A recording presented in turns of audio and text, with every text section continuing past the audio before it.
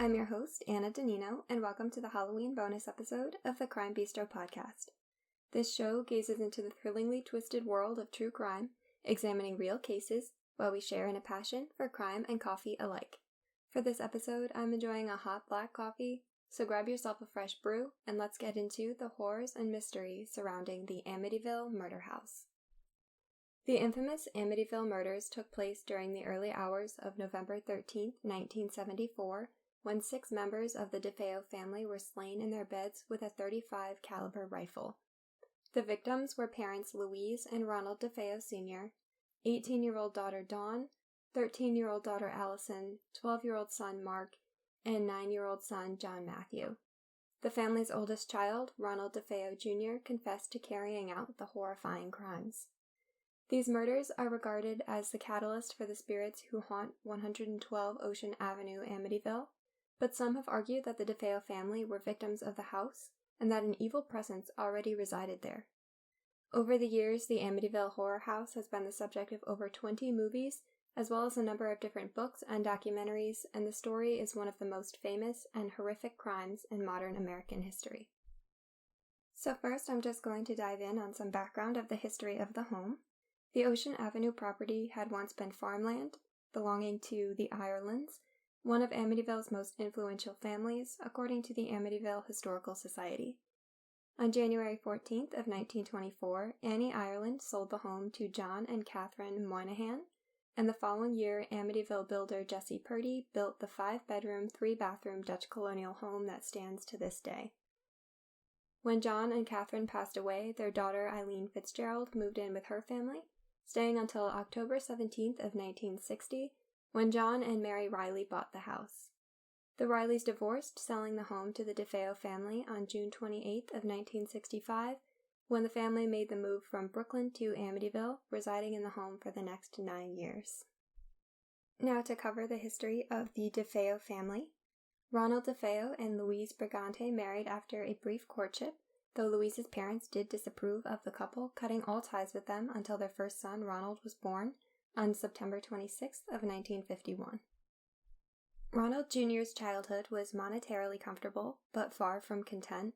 His father has been described as a domineering and abusive man, and his mother seemingly faded into the shadows behind her husband's overbearing personality. Because Ronald was the firstborn and a boy, his father expected a lot from him and was not afraid to discipline him in a violent fashion. Ronald also suffered in school. He was overweight until he began to abuse amphetamines in his later teenage years, and he was heavily bullied by his peers for this, with nicknames like the Blob following him throughout his early school years.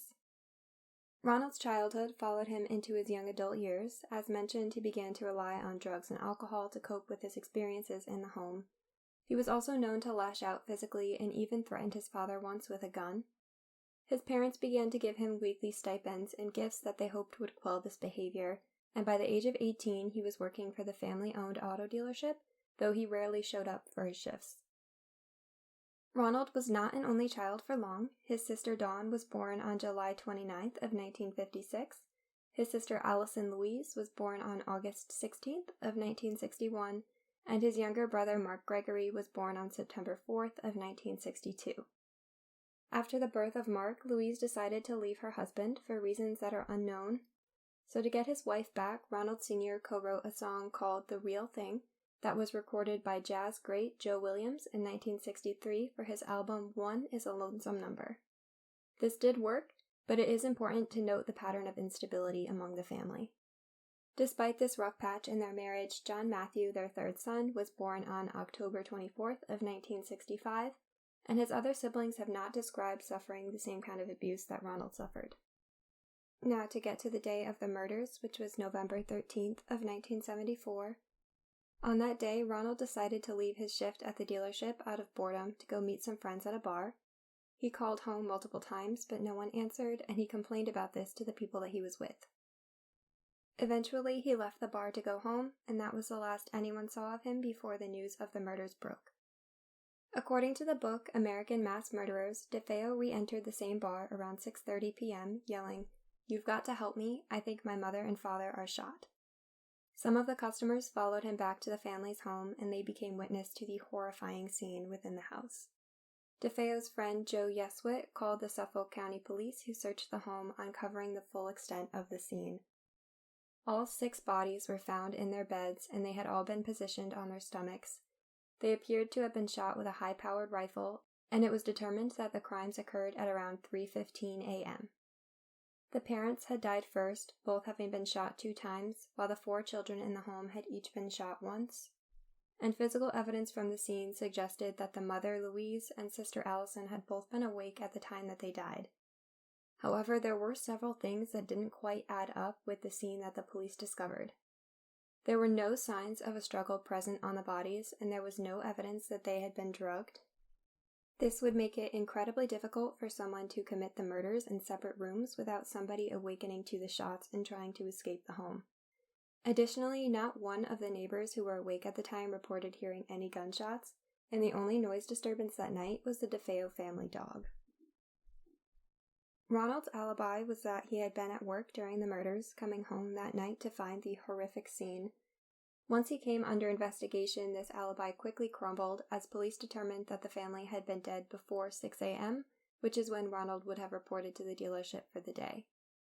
Defeo responded by frantically changing his story, which he would do several more times throughout the investigation and even afterwards. At one point, he even claimed that a mob hitman named Louis Fellini had killed his family and that he had made Defeo watch. Defeo was taken into police custody for his own protection after making this claim. However, Fellini had a solid out-of-state alibi, and only the day after this, Defeo made his confession with no shock to police. Defeo admitted that he had taken a bath and changed his clothing to hide any blood evidence, and that he had discarded evidence such as his blood-stained clothes, as well as the Marlin rifle and cartridges that he had used in the murders. He said he then went to work as usual.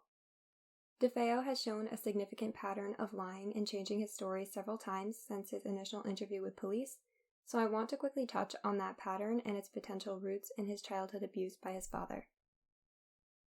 Research has demonstrated that an individual is more likely to become a pathological liar in adulthood if that person grew up in a dysfunctional family, suffered abuse as a child, or lived in constant fear during childhood, which are all things which Defeo absolutely would have experienced in his home and school environments.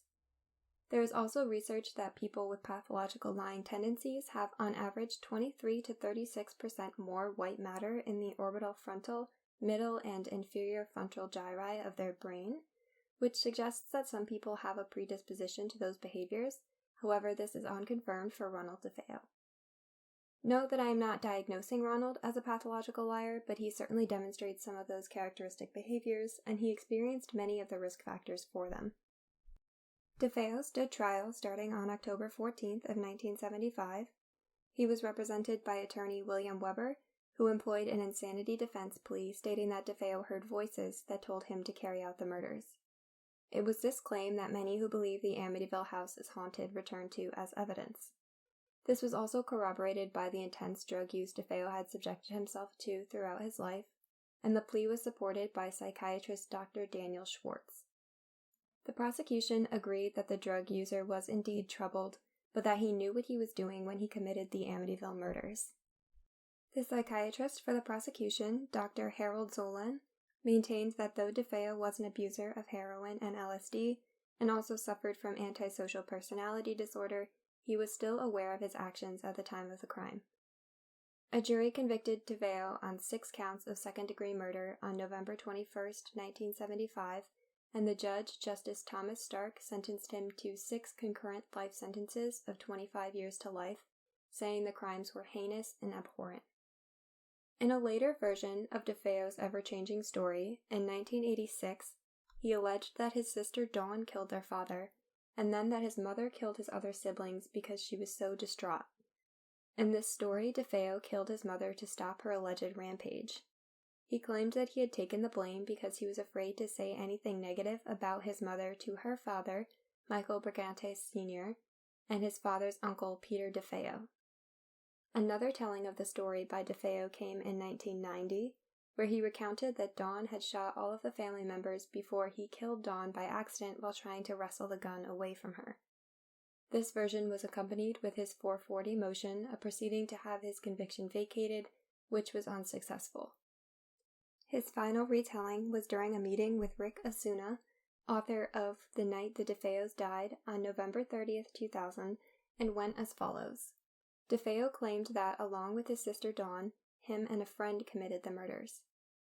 He said that on November 12, 1974, the Defeos' father had been on one of his tirades during which he abused his family, and that Dawn, with a couple friends, went down to the home's basement, where Dawn approached Ronald about killing their parents, which he eventually gave in to. While one friend waited as a lookout, Ronald and Dawn headed for their parents' bedroom, Ronald armed with the rifle.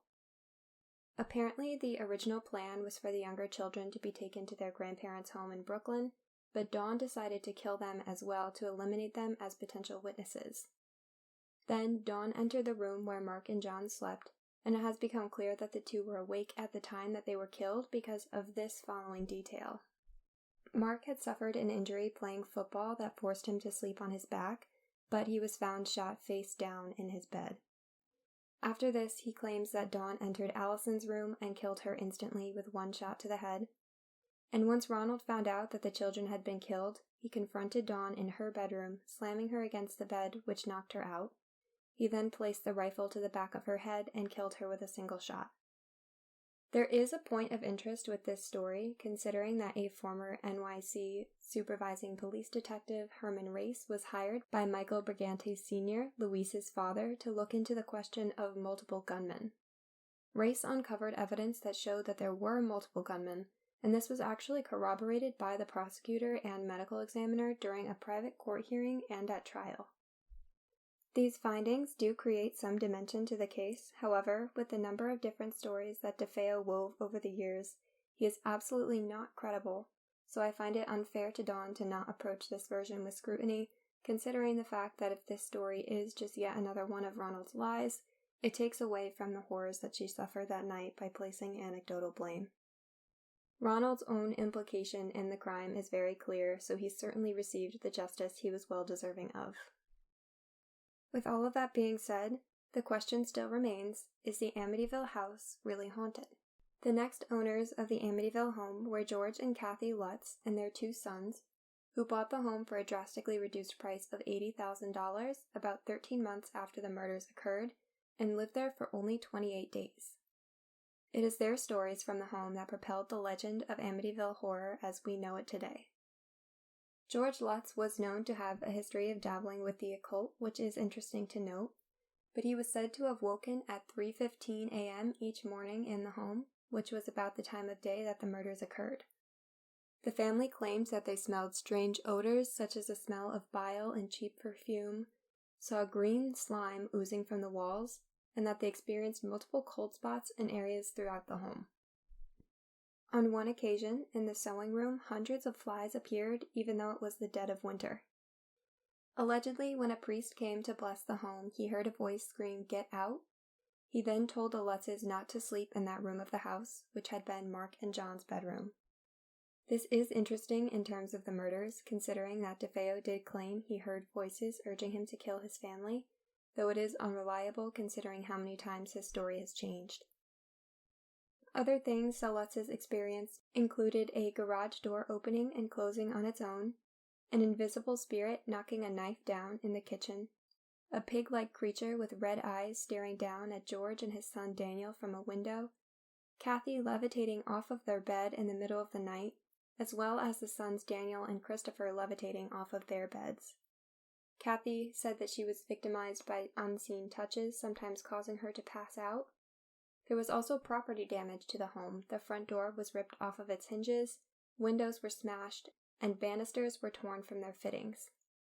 Even the family dog Harry was affected. Usually he was a hyper animal, but he became increasingly lethargic the more time they spent in the house. And the priest who had blessed the home allegedly refused to return to it, so the family, holding a crucifix and reciting the Lord's Prayer, attempted to bless the home themselves. Apparently they were met with a chorus of voices asking them, quote, "Will you stop?" End quote. The couple have come under heavy scrutiny for their stories, and have taken a lie detector test regarding this, which they did pass, but it is well known that lie detector tests are unreliable sources. Their son Christopher insists that he had paranormal experiences in the house, describing the presence of a shadow figure in the shape of a man who dissipated into thin air. Their son Daniel also claimed that his time in the home ruined his life, and he continues to have nightmares about their experiences.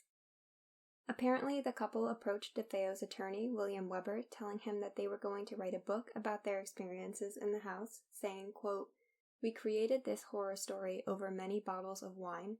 It is a hoax," end quote. Weber brought a lawsuit against the couple for taking the story of the haunting to another publishing partner, demanding that he share the profits of the book, believing he was entitled to $60 million. The matter was eventually settled out of court for $2,500, plus $15,000 for his services with the book and the subsequent movie, and the book, titled The Amityville Horror, was released in 1977. According to officials, Ronald Defeo Jr. died on March 12th of 2021 at the age of 69 while serving his sentence at Sullivan Correctional Facility in Fallsburg, New York. The cause of death has not been revealed due to health privacy laws. And today, the Amityville house still stands and was sold in February 2017 to an undisclosed party for $605,000. It has changed ownership 4 times since the murders, and one of those owners had the address changed from 112 Ocean Avenue to 108 Ocean Avenue. This case has been made famous by the many movies, books, and documentaries that have since been produced about the horrific events and the possibility of a haunting in the Amityville murder house. People question whether an evil presence in the house itself guided Ronald Defeo to slay his family on that night, or whether he was simply a twisted and heavily disturbed individual who relied on an insanity defense, which is so often misused within the justice system. The subsequent stories from owners of supernatural experiences in the home has gripped the media, and it is a fascinating story to examine, though it is hard to tell how truthful those stories really are. George and Kathy Lutz are heavily criticized for being liars, and they are the only owners to report any paranormal activity. However, it is certainly interesting to think that their sons vehemently stand behind the truth of their experiences. While the Defeo murders have been solved, the possibility of an accomplice still looms, and whether or not the famous colonial is haunted will continue to be questioned, likely long past the home itself is no longer standing. Thank you for listening to this Halloween bonus episode of the Crime Bistro podcast. This is a case that I've been excited to look into for a while, and it left me with more questions than I was expecting. I'm personally split on the idea of a second gunman on the night of the Amityville murders, and while I'm leaning towards George and Kathy Lutz fabricating their experiences, it is still fascinating to explore the possibility of a haunting that plagues the famous murder house. That being said, if you're interested in learning more about the case, all of the sources that I used are listed in the show notes at crimebistro.com, and be sure to visit the podcast on Instagram at Crime Bistro Podcast for some behind-the-scenes looks and additional content. Once again, thank you for listening, and as always, until next time.